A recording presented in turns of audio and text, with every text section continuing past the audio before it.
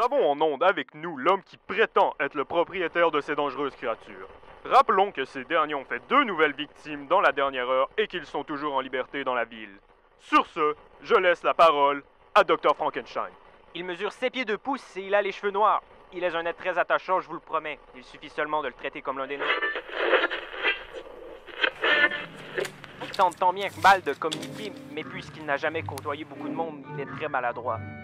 Tout ça, c'est le résultat de mon erreur et je vous prie de m'en excuser. J'ai sous-estimé l'importance de la communication en raison de son allure monstrueuse.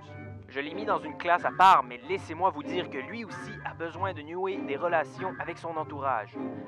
Nous avons besoin des autres au même titre que nous avons besoin d'eau, de nourriture et d'un abri. Alors, vous êtes en train de me dire que ces créatures, aussi démentes et sans âme qu'elles sont, peuvent avoir besoin d'affection, d'amis? Mais très certainement. Vous pensez qu'il y a des êtres vivants sans besoins sociaux?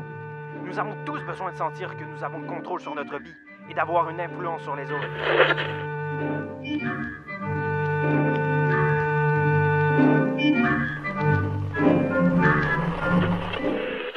Quand je parle des autres, je parle des gens qui font partie de notre entourage, nos amis et notre famille. Nous avons besoin de ces personnes pour se sentir inclus par un groupe et avoir besoin de sentiments d'appartenance. Ma créature n'avait malheureusement que moi dans sa vie. Coupée du monde extérieur depuis trop longtemps, elle se retrouvait prise de haine et de tristesse. Elle a donc décidé de commettre maladroitement le mal en s'échappant de la maison. Mettez-vous à sa place 2 secondes. Ami?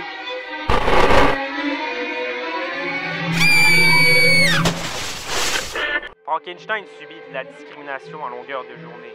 Dans chaque lieu qu'il visite, tout le monde éprouve du dégoût et de la peur par son apparence. Alors, comment voulez-vous qu'il se sente aimé par autrui quand il se fait persécuter par les gens autour de lui?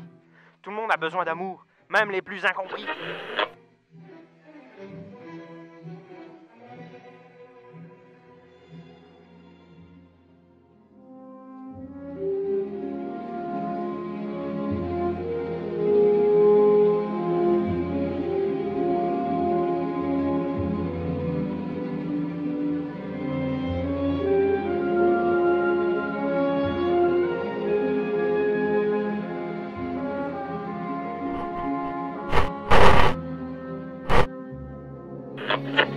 Sur ce, j'aimerais remercier le docteur d'être venu en onde avec nous.